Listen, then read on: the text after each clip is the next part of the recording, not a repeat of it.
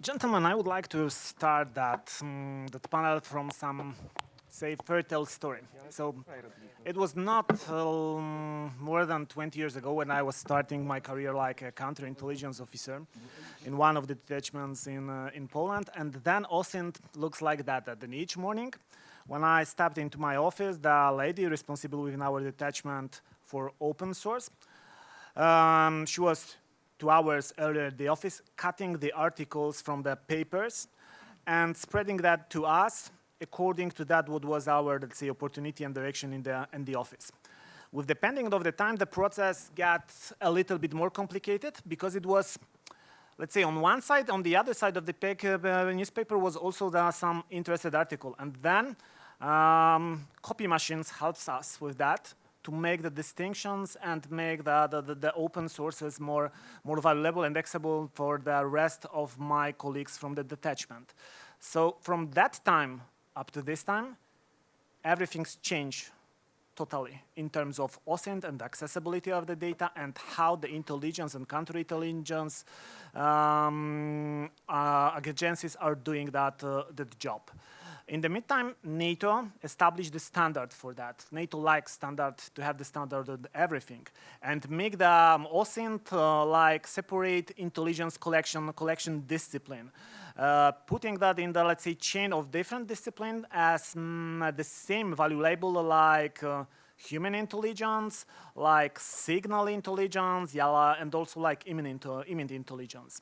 So the benefit for that from NATO perspective is that the OSINT, being the equal partner, can provide the contextual info and give the overview of the topic more precise than rest of the domains. Some of agencies has also nowadays their own analysis. From that analysis, looks like that now the majority of doing intel, it's unfortunately not like at the movies, but it's more related even in 90% with digging in open sources. I like one quotation of the former General Sam Williams, who said that 90% of intelligence comes from the open sources. The other 10%, the more clandestine work, is just more dramatic. The real intelligence hero is Sherlock Holmes, not James Bond. And with that quotation, I would like to formulate the question to one of our distinguished guests. I cannot imagine better one like Mr. Curran, because the question is, sir, which of them is real hero? In fact, which way of collecting intelligence is more fruitful and productive? Well, firstly, thanks for having me, and it's good to be back amongst friends after Camilla's excellent presentation. I'm afraid we've reverted to the traditional gender balance of these events, but just want to pay tribute to that excellent presentation. I think in terms of the question, James Bond, Sherlock Holmes, whatever, we are talking about normal life. I'd like to de-glamorize this subject. It's a favorite hobby of mine. We talk about OSINT, open source intelligence. We're actually talking about generally available information. So you started with a story. I'll start with a couple of stories. About 12 years ago, a good friend of mine who was at the time the government's chief civil service lawyer in the UK, sadly has since died, was in court arguing passionately that a particular document which was central to a court case against the UK intelligence services should be redacted, should be withheld from public view and dictated in private. It's a furious argument. Very heated on both sides, with the judge getting increasingly frustrated. And then in the middle of it, the lawyer for the other side went, "Oh, excuse me, Your Honour, we've just found the document on the internet. It had been published by accident months ago, and no one had noticed." So here we were. It's the vanity almost of the secret services that we think that these things are secret. Very often they're not. And actually, as the question implies, the real problem is that there's so much information out there that no one had actually even noticed it. The second story is more recent, as people know, and as I was talking about this morning, the UK is about to have a general election. We are obviously playing an important role in protecting the integrity of that election. And I was in a meeting the other day as speculation was rife as to whether or not the British Parliament was going to vote for an election. And the director of elections, who was part of this meeting, was asked for his prognosis about whether or not there would be an election. And we were in a classified environment. He said, "I'm really sorry, I can't tell you because you've taken away my access to Twitter." Why do I say all of this? Because we are, as I say, talking about normal life. So a lot of this panel will be about intelligence gathering, and I think that's right. But all of us, whether it's NATO, whether it's a member state of NATO, we have both intelligence, we have offensive and defensive functions. And I do want to put in a word for this in the defensive function, because there is something around, we are trained and institutionally programmed to think that there are two types of information, secret and public. The amount of information that's now genuinely secret is very, very small and decreasing. Some of it's still really, really important. But again, one of the journeys we've been through in cybersecurity is thinking that because we've found, let's say, a nation state, we found a really sophisticated nation state attack, we found it through really clever and covert means. Actually, CrowdStrike, Symantec, they haven't used the same means as us, but the same information is available, it's out there and so forth, and we need to find ways of doing that. Equally, when we're defending our equities, whether they're military or intelligence, you're now looking at things where smartwatches for athletic soldiers who go on runs give away military locations. How do you protect against that? How do you run an intelligence service where hundreds of people emitting data into parking lots are going to give away locations and so on. So in some respects, I almost don't expend much energy trying to work up a doctrine on this, because this is just the normal environment. We might call it OSINT. People just call it information.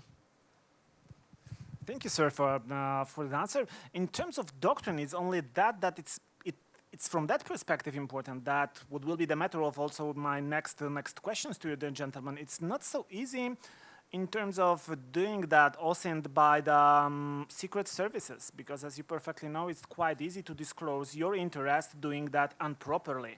So from that perspective, the doctrine is the document which putting that restriction that the OSINT can be done also only by the dedicated units, because it happens. I can say that secret here in that environment because it's OSINT. That it happened that at the beginning of doing OSINT, intelligence agencies was trying to collect information about their counterparts, means about activity of intelligence officer, searching using the Google, simple Google, but using the Google and checking that diplomats being suspicious by being the intelligence officer, they was checking them on the official websites of the embassies. Official websites of the embassies and different organizations with the, let's say, suffix related with their country was the perfect reason to give them know that that intelligence agency is interested in Mr. I will put my name in Mr. Kural. And then it was like focusing attention, okay, hello, they are interested in you, means that you will now follow all engagement of that intelligence agency to just doing your private stuff, not to allow them to disclose your real activity. And that was the story behind the doctrine that they said, come on, it's not such easy like we are thinking, that it's just only about Googling, because by that you can disclose your interest. So it's one of our biggest shortfalls to let know our enemy that we are interested in him. So that is that thing which it's saying from the NATO perspective there was the need to have that dedicated and class doctrine for that, to aware people that it's not like such easy. It's not only about the collection, but it's about being aware how we are collecting the information. But my second question is related with supporting of OSINT for any intelligence operation. So it is the question which I would like to ask to Mr. Ducaro, that in support of intelligence, OSINT more than other intelligence collection discipline can enhance the situation awareness by providing broader coverage and timelines primarily through social media, live news feeds, comprehensive information on leadership, security, and military capabilities, and plenty more of examples. What are the advantages and constraints? It is any place for low construction for OSINT use, or there is no restriction? I would like to somehow relate that with what I mentioned before, that it's such easy or not to use that OSINT.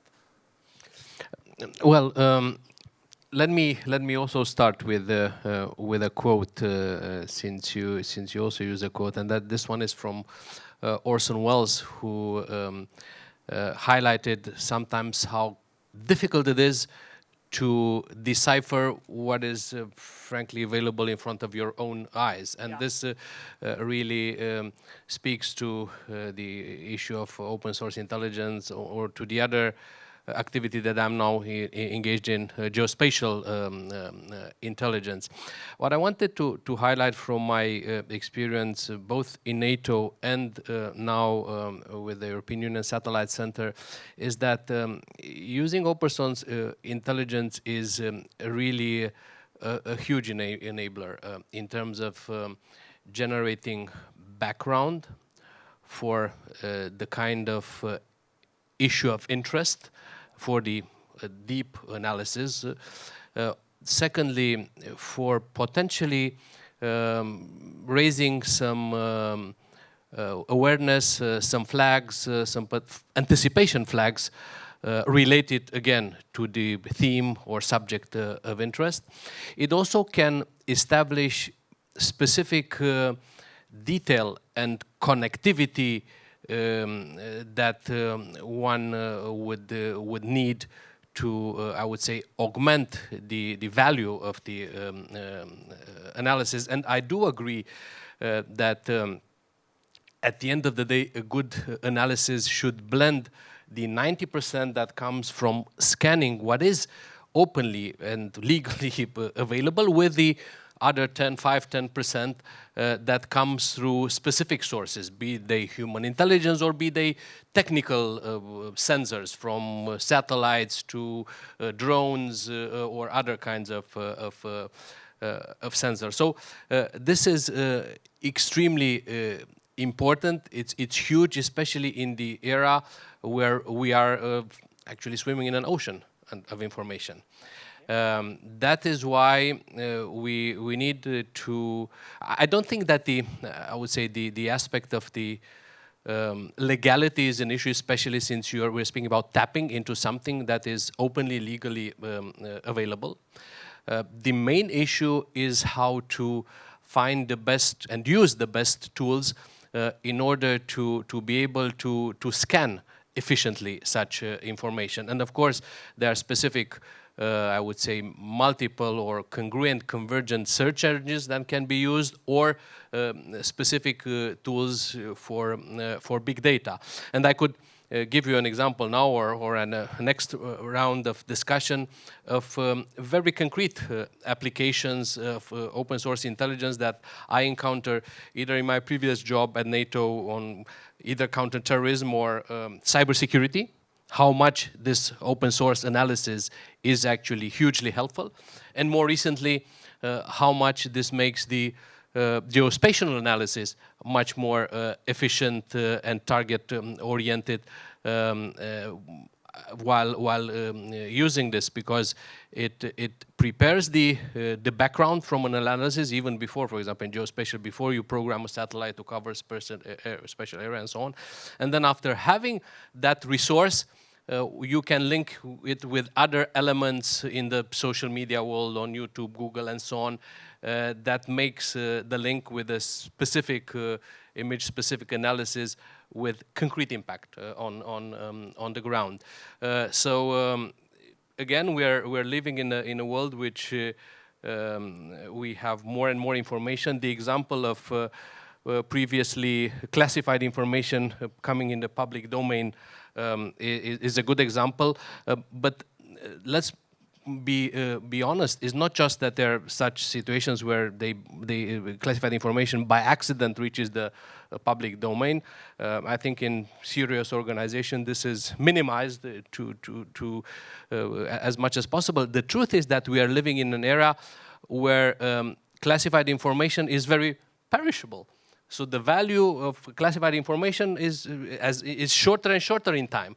So after a certain time period, it becomes public through many other aspects.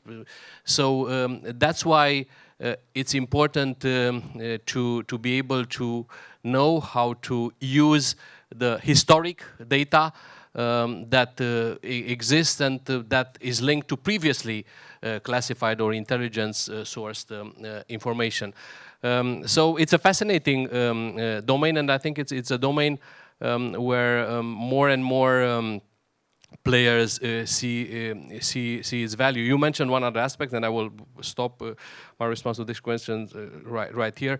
How much one should be careful not to disclose its intention, its interest by engaging in open source OSINT. I think this is not that complicated to solve, since open source intelligence could be outsourced, not necessary to intelligence entities or resulting from intelligence entities per se, and there are many examples of this.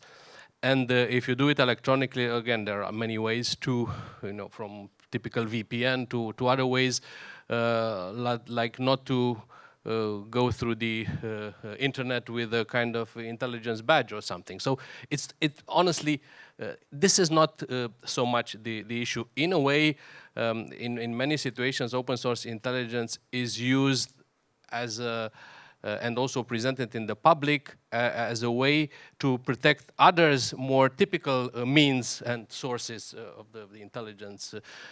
So you use some more general information available to legitimize a certain action, political action or demarche or so on, which is actually based on real intelligence and very dedicated sources, but you use the open one to really motivate it openly, so that you can protect the fact that you could base your deep analysis also on the typical intelligence sources. So it's something that again it's addressed these days. Okay, sir, but please tell me, from your perspective, there is any border between being only the reader of open source or have the influence on the environment? I mean that by multiplying the hidden accounts on social media, we can collect also the open source, because then it's the matter of perspective. If we are doing that our activity, then we are calling that Intel or open source. From your perspective, there is the border or not? You're asking me about the gray area. Is there any gray area here? And I can say there can be, in all honesty, I have not been involved in the gray area, and probably if I had been, I would not talk about it. But I think my point is that you can do very much and very efficiently by being definitely in the area, in the let's say open, transparent legal area, not entering into the gray area. I suppose that entering into the gray area, you can do much more. In my experience, I did not, let's say, I did not engage into that part, so I don't have the experience. And again, I probably, even having it, I would not have been able to be too specific about it. I was asking about that because it happened in my past that using that OSINT tools, we had the keys, spy keys related. When we had the one guy using unregistered prepaid card, there was a time when there was no option of having registration, no requirement for having the registration card in Poland. And we was really eager who is that guy. And he, on his public media, published the advertisement that he is looking for the job. And we just approached him by the fake totally profile, asking him for sending the CV and the copy of his driving license. And he didn't even know that based on that we tracked him perfectly. So this is that example, but for me that is the gray border. If it's offensive or it's it's only OSINT in that, where is that border? So it was my concern behind that question. But thank you for your comment. And now there is a time for Mr. Politi, and I've got the questions related with open sources of information which is widely available, but can be not only accurate, valid, or reliable at all. So what are the primary uses of open sources information? Are there any factors to consider when using open source information to identify if it's right, if it's information, or it's disinformation? Because we can use it like both sides. What was the first? Does it work? If it doesn't... Yes, now yes. You know what was the first OSINT collection requirement question in history? Shoot me, please. It's very well known. What is that apple? And it was Eve who formulated the question and not Adam. So we have a lot to learn, you know, from our other half of the sky. And from that simple story, you can see how the OSINT answer was given by the snake. It was correct, but it missed some essential points on consequences. You may be like God. Oh, interesting. And yes, indeed, it was so. It was not totally false, but it was somehow inaccurate, not complete. This is really, you know, one of the most challenging parts of OSINT. I lived the OSINT revolution since 1991, you know, the only Italian doing that. I worked for 4 defense ministers, and my first one asked me to set up an OSINT cell for him. It was Mr. Andreatta on the Balkans. So, and then I did it also on the commercial side. OSINT is more than numbers. OSINT is really context. And I can assure you that one of my last posts was as a political advisor at KFOR. And, you know, at 8 you have a briefing with the commander. And there were linguistic skills, but let's say they were practically unavailable. So I had to do my OSINT on Albanian and Serbian sources. I assure you, it works.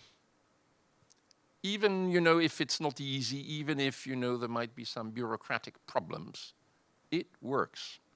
Of course, some, you know, more reserved information is exactly something else. But the context, in many cases, provided that you have the right cultural preparation and background, assures you, you know, it's like a good marriage. It works day by day, OSINT.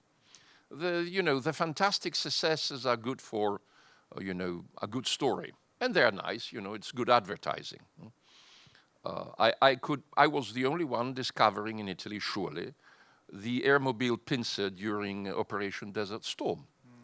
Because on an Italian wire services, one geographic name escaped military censorship. And if you have context, you say that's only helicopters can do it. Context is a key point from that perspective. Exactly. And this is precisely what helps us also in this deluge, first of all, of conducted / assisted / influenced search. Unfortunately, Google has a record of your searches. Not useful. The more and more it's, you know, extensive, the more your search is narrowed. And by the way, the pool, even on Google News, start to be very, very, very small and selected. That, unfortunately, is not helpful for my business. But even if it's wide, then you have to distinguish, you know, what are fake news. You know, the first big fake news operation was about Saddam Hussein's weapons of mass destruction issue. We did it. But to distinguish and to, you know, to stick on certain technical details that are still in the open source domain and say, well, sorry, I'm not convinced, that requires, you know, exactly the moral courage you must have when you work on knowledge, be it intelligence or whatever, you know. So in this sense, the fact that now we are fighting against, you know, more extensive disinformatia operations is something that should, you know, not really scare us, because in many cases, reporting in journalism itself has become rather sloppy. So we have a route. It's not the majority of open sources, but, you know, it's an important part. And then you have really to work very much on context. And in this case, you can produce useful information. I can also add to that conversation on you know, the gray zone. You have a responsibility, of course, but then the final responsibility rests with your political master. He can transform a very normal open source thing into a weapon. as you see, on scandals of different types and sizes and colors. So there is a responsibility, but it's not, it's shared, because in the end you work for somebody who is, I can't call him a customer, I would call it more a committant. A customer buys, something which is series produced, but OSINT is a tailored cultural product. It's one size that must fit to that specific person. So it's really, a very engaging profession, and unfortunately also OSINT costs if you have, databases to consult or good translation tools or many other things. Thank you.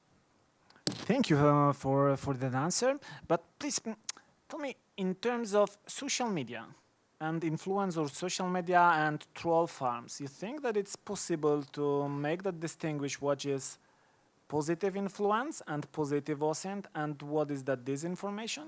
Any kind of tools, process are possible in your view?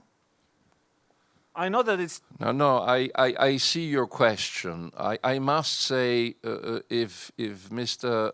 Joseph Goebbels would be in hell today, he would laugh. Because at his time, he had to make a Gleichschaltung, which means synchronize and synchronize the media, forcefully top-down. And today he would say, it's done by themselves, horizontally. They disinform, and they make also files, intelligence files on Facebook. Wonderful. It's really another world. But the important thing with propaganda is each time to look at the piece of information that is passed. There is a hugely successful video about, the Syrian war being about an oil pipeline. It's convincing, but it is wrong.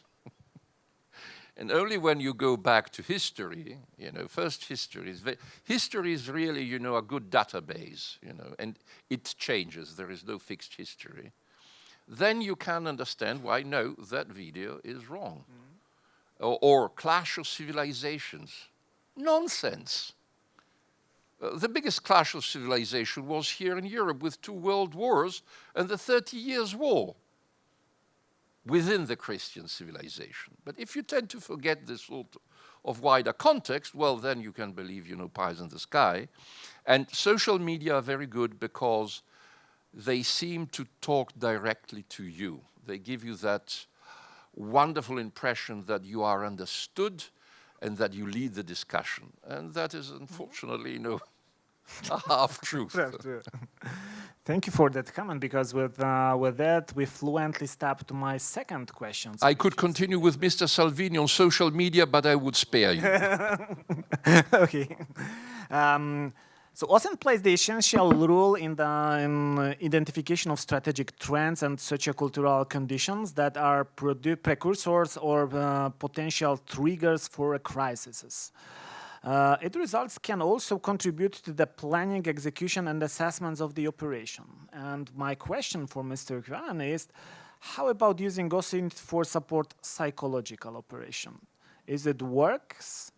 Is it any space for media activity in that process?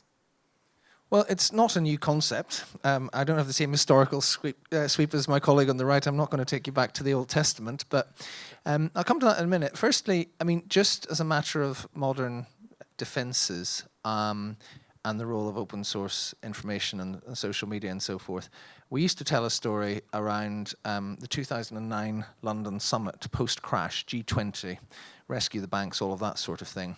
And it was, amongst other things, one of the first sort of international festivals of cyber espionage, in that everybody, we saw the huge amount of traffic as people, attacked us as the organisers. And I remember once there was one breach, and it was a rather junior and obscure in terms of the organisation of the summit, Foreign Office official. We couldn't work out how the adversary, a hostile state, had figured out who he was. And eventually one of the younger people working on it said, have you checked his Twitter? We looked at it and said, I'm working on preparations for the G20 summit in London. So sometimes you don't have to be all that sophisticated to work this out. I think also just some reflections on what's been said about this this grey zone. I think it is quite interesting, and then it brings me on to the point you're asking about psychological operations. I think there is a grey zone. I'm struck, if you want to understand some of the sort of cultural and governance differences between the UK and the US, for example, the US's open source centre within the intelligence community is located within the CIA. The UK's is part of the BBC for historical reasons. So one is the Foreign Intelligence Agency, the other is the state broadcaster. And and we've had this discussion with the BBC, and of course, open source on the face of it gives rise to no sort of ethical or legal challenges, but or indeed classification and operational security challenges. Until you start to wonder, why are we asking them certain questions? You know, why is the central government, why are the security services asking them, have you seen anything on this and that? And that does lead into those issues, and it needs careful handling. I think that brings me on to the issue of psychological operations. Before I go on to that, I think I'd want to bank Soren's point, which is very important about the use of open source in corroborating things that you know in secret. You can use that in psychological operations as well, but it comes back to the point made earlier, which is around the balance we want to strike as liberal, open democracies governed by the rule of law. So whatever view you take on the Iraq War, you know, using psychological ops, using disinformation, using fake news to destabilize is as old as conflict. The Normandy landings were a huge disinformation campaign that I don't think anybody historically would take any moral exception to. But now if you look at, I mean, clearly, as already said, electoral security and the integrity of elections is very much on our minds back in the UK system. Disinformation has replaced hack and leak as the principal worry of democracies. It's a tougher challenge because it's not an offence, at least not always and everywhere an offence, to make up a lie and put it on the internet and to disseminate it on the internet. And of course, sometimes lawfully, ethically and proportionately, it can be in our interests as Western liberal democracies governed by the rule of law to do exactly that. So the question is, what net balance do you want to contribute to trust and authenticity in the digital world? We have this in vulnerabilities in technology. That's why agencies such as mine and others are constantly asked about the equities process. Are we more interested in exploiting an insecure internet or in securing the internet? I think the same thing happens in disinformation. And I think we have to be very, very careful.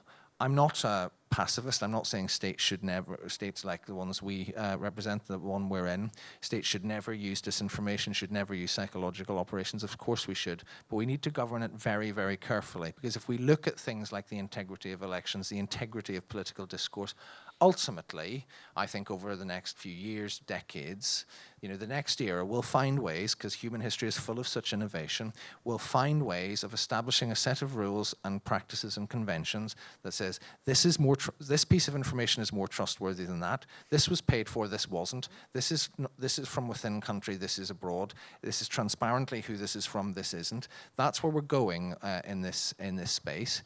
And if Western governments have a reputation for recklessly violating that, we will suffer. So we need to be careful, targeted, ethical, and well-governed with independent rule of law adjudicating how we use this, because we as organized liberal rule of law societies have more to lose from anarchy in this space than we have to gain from exploiting it. Thank you. And that answer is directly related with that, what I would like to ask Mr. Ducar about. Sticking back to also your previous speech, that social media offers data that can be good, bad, even ugly, but their impact for today's society mainly because of that the society drives it.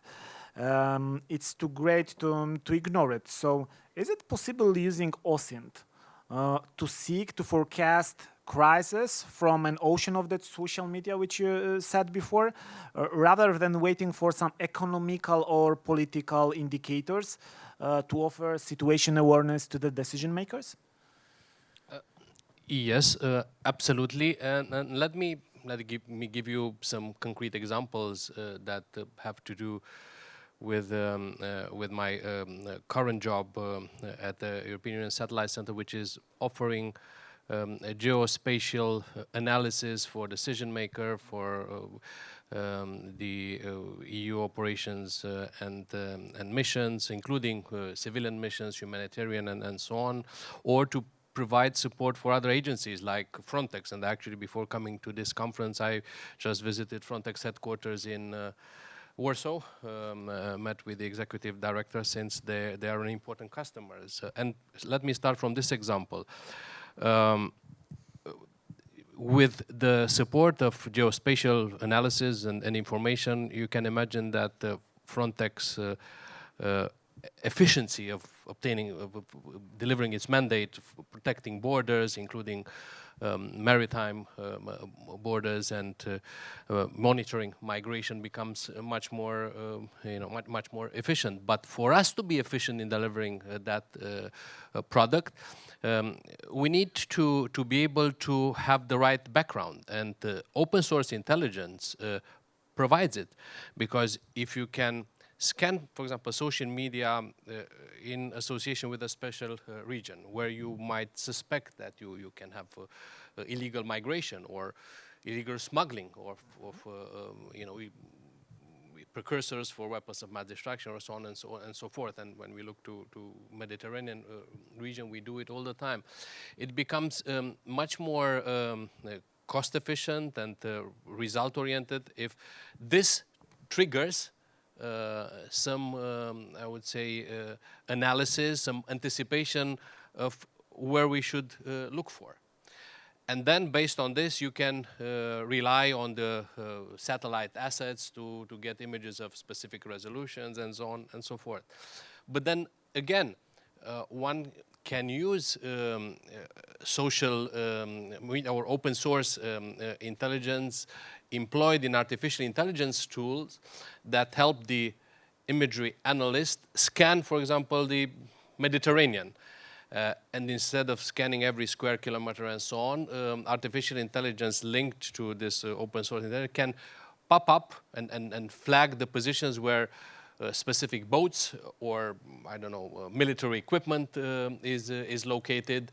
And then the analyst focuses, zooms in on that particular part and delivers the right analysis to the one who uses. So to me, I'm coming back to my initial point, this is a huge enabler because this job is indeed human resource intensive. It requires experience of an analyst.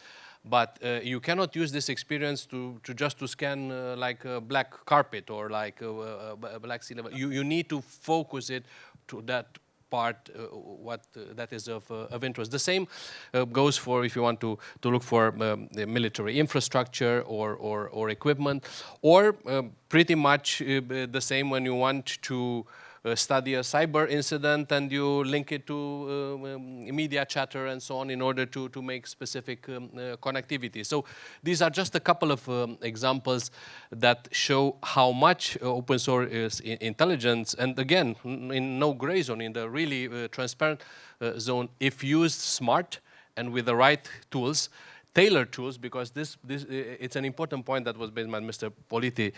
Open source, it is tailored to the users, and that's why once you are engaged in this business, you know which sources to trust and which sources not to trust. There's a process of getting better and better and better in, I would say, making the demarcation and not actually going after false flag. So if you're good in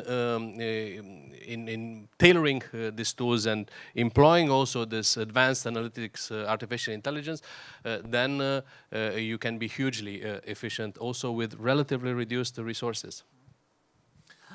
Thank you, sir. You touched really important topic. So now we are in that point that starting from my, let's say, introducing speech, when we are much far now in the future than it was in the past, means that we've got plenty of data which need to be analyzed, because now we are searching for plenty of data, not only in sea, like a sea full of water, but also like a sea full of metadata. With that, I have a question to Mr. Politi. Is there any future for automated OSINT systems in terms of countering, for example, terrorist threats. Does automated OSINT work? It is possible to make the tool, to tailor the tool that will be totally, maybe not totally, but in majority automatically collected and providing the analysis. Because here what Mr. Dukar said that it's okay. At the end, we've got the analysts. But if we've got too many data, we need to have the support of cyber domain to find the clue, to find the point. This is the utopia, or is it the real possibility to have such a tool? Their tools exist, but you know how it is with their efficiency. So, if you look already how much chess has evolved, and that you now have centaur teams between computers and humans, to play the most complex parties, this is a glimpse, a very concrete glimpse about the future. If I think also what sort of, uninteresting editorials sometimes I read, I'm absolutely sure a computer can do the same thing. Even with different colors, you want it more conservative, more progressive, that can be done. Imagine that in South Korea already, civil suits are regulated by computer verdicts. So we are in a very interesting age. The problem of automating is that who writes the algorithm decides what is relevant. So yes, if you have a lot of data, you have to have an aid to scan, but the question is, what are you leaving out? And it's difficult to answer, because on one hand you have huge data, and on the other, you have a system that, of course, has to have some rules. Any computer has a number of, computer lines. And these lines make the thing work or not. And in some cases, the detail is so crucial that when you miss it, well, sorry, game over. I think that one of the things you can do is, first of all, not to be intimidated by the deluge of data, but swimming along the already most relevant ones. And this is for the moment, it's less than a science and more an art. Again, cultural background, linguistic skills, a lot of experience, good historic basis, it helps. Again, I understand this is not, very, edge of technology, but on the other side of the screen, you have a human trying, to understand how a country works, how a politician will decide, and that's easy. Even to predict short-term future, it's possible, even with limited means. But when you have to penetrate, an organized crime network, forget terrorists. That's easy game. Look at Mexico. We have a mafia world war killing, 24,000 people per year. And we just think about, minor things across, the MENA region. And since 2006. And these people pay very well, computer skills, penetration skills, intelligence people, special operation forces people. It's really hard, and it's global. So I think that we can use these means, but at the end, there must be a good centaur team of, human beings that are able to understand when the machine is, veering off. thank you, sir, for that perfect comment and the recommendation. It's all at the same time. We are running almost out of time. Thank you for your effort and your great impact to the discussion. I hope that it was not only interesting for us, but the audience, for the audience too. Thank you, gentlemen. And now it's time for lunch.